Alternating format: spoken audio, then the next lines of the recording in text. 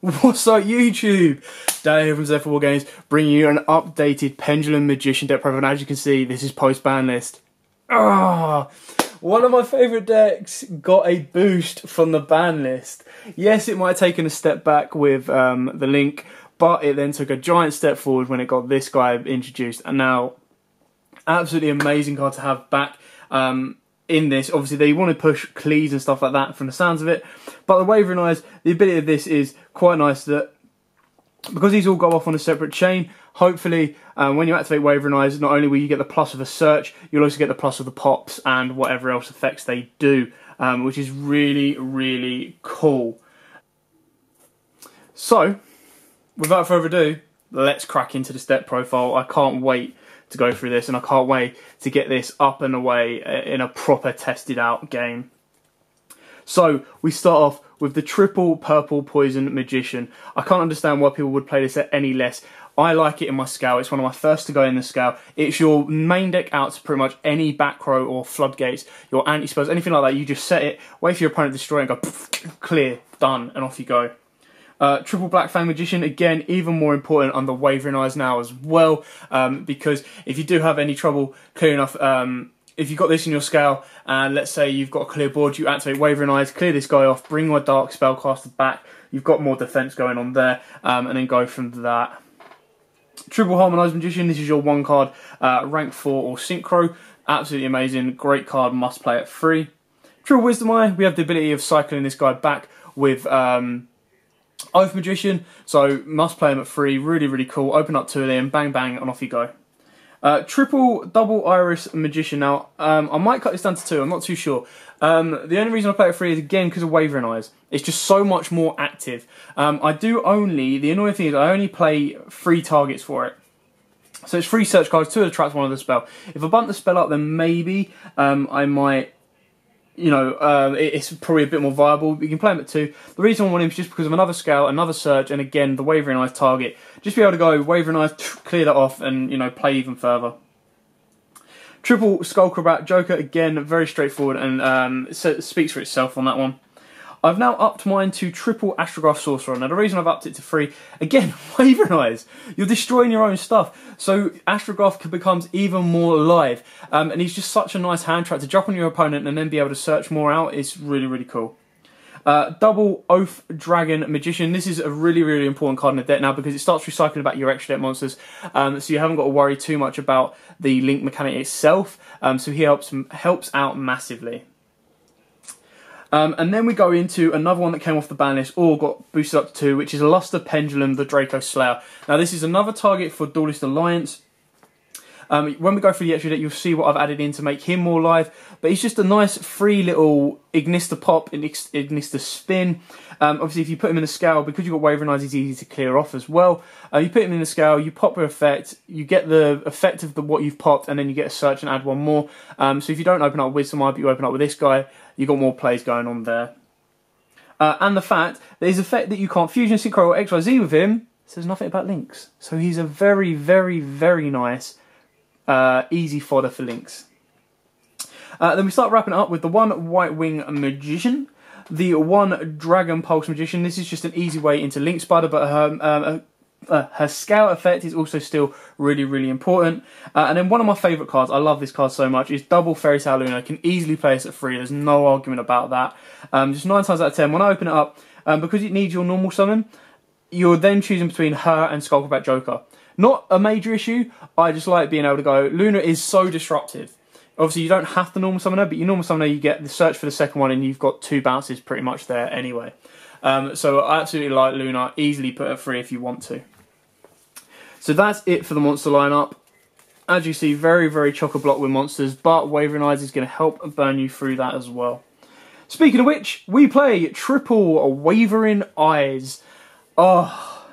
It was a pain in the arse back in the format where pendulums were just everywhere, but now because we've only really got 1 pendulum there until maybe Clees get their link monster, Wavering Eyes is still really cool, and it's mainly for this deck as it is. You can also play Dynamist, and I will try and get you an updated deck profile for that as well, because I think they could be a really nice contender coming up.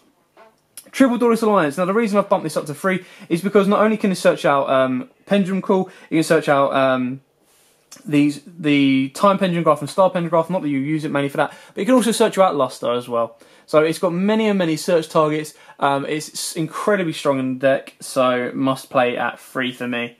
I've dropped Pendulum Call down to 2, purely because Ash Blossom wrecks it. You're a -2 if they have an Ash Blossom. If they don't open up an Ash Blossom, happy days, off you go. But because we're relying on some of our Pendulum effects, obviously Oath Dragon and Wisdom Eye, Pendulum Call isn't as important, but it's a very, very nice, if you've got a dead card in your hand, top deck, and off you go. We then wrap it up with the 1-star Pendulum Graph and a double Time Pendulum Graph. Time Pendulum Graph is busted as hell. I have considered playing it at 3, but I think 3 just might get too cloggy, and especially with Wavering Eyes, when you're clearing off your own stuff anyway, you know, it's not... It's still an incredibly strong card, do not get it wrong, but I think 3 is just too much. You don't really need that. Okay, so now on to the extra deck. We'll start off with the fusions. So the fusions that I've decided to go with is the one Supreme King Zark. Now you can take Zark out if you wish. He's just there because I can make him. It's pretty much that simple. Because I can make Zark, I've put him in there. He probably will get made 1 in every like 10, maybe 15 games. So you can easily take him out if you wish. Supreme King Dragon Starving Venom. Because you don't need to use Polymerization, it's an incredibly strong card, which reads us 2 Dark Pendulum monsters, which is all your deck basically. Must be either fusion summoned or special summoned by tributing the above cards you control, in which case you do not use Poly. Once per turn you target one other monster on the field or in the graveyard. Until the end phase, this card's name becomes that monster's original name, and replace this effect with that monster's original effect. Also, for the rest of this turn, if your monster attacks a defense position monster, inflict piercing battle damage to your opponent. So that's incredibly strong, incredibly important, and really, really cool. The last of our fusions is Dinosaur Power, the Mighty Draco Slayer. Purely because it makes another usage of Luster, and he's still very, very cool and protective. So having him, where obviously you don't need to use Polymerization, which is really, really cool as well. And then Pendulum monster cards in your monster zone and Pendulum zones cannot be destroyed by battle or by your opponent's card effects.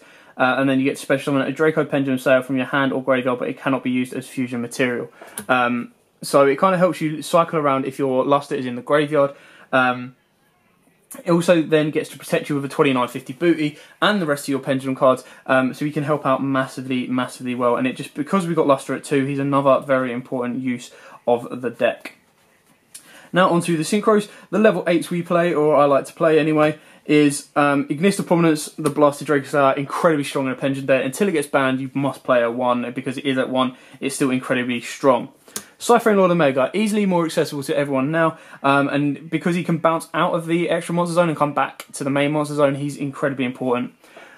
Bills, maybe less so important now, so your other options can be like Stardust or a second Time Star Magician, it's entirely up to you, but Bills is still incredibly strong and easily made. The one Void Ogre Dragon, just for those times when I don't have a hand or anything like that, he can still be quite nice to help slow down the game and kind of see the game through, especially depending on what else I've got left on the board. And then the last one we've got is the Supreme King Dragon Clearwing. It's incredibly strong, so good to play. If it's synchro summoned, you destroy all face-up monsters your opponent controls, which is really, really cool. Once per turn before damage calculation, if this card battles an opponent's monster, you can destroy that monster, and if you do inflict damage to your opponent equal to the destroyed monster's original attack. If this card in your graveyard, you contribute 2 Supreme King monsters, special summon this card. Which, tributing 2 Supreme King cards isn't too hard because we've got that one there, and then when you see the XYZs, we also play that one too. Speaking of the XYZs, we've got the one Abyss Dweller. Maybe, again, less is important now. This can easily go in for a second Time Star or a Castel, because dinos aren't going to be as big of a thing, but there'll always be graveyard effects, whether you like it or not. Tornado Dragon, very straightforward staple on that. Time Star Magician, again, incredibly important. Perform Ace Trapeze Magician, I think is one of the most underrated cards ever, and it really needs a rarity bump because I love this card so much. You have this on the board against Tricksters, you're laughing your arse off, because you don't take damage less than its attack. This includes battle damage as well. So your opponent's like, ugh, he's 2500, I'll deal with him next turn, I'm going to crash over an Abyss Dweller who's on 17. You're like, yeah, cool. And they're like, oh, aren't you going to take the damage? You just go, no, because my Trapeze Magician means I'm not going to take that damage. And then we wrap it up with the Supreme King Dragon Dark Rebellion. So it's another, these three are another abilities to go into Zart, but that's not your main into him. And they're still all incredibly strong. So Supreme King Dragon Dark Rebellion is, once per turn, before damage calculation, if this card battles an opponent's monster, you detach one material from this card, not two. Until the end of this turn, change the attack of that face-up opponent's monster to 0.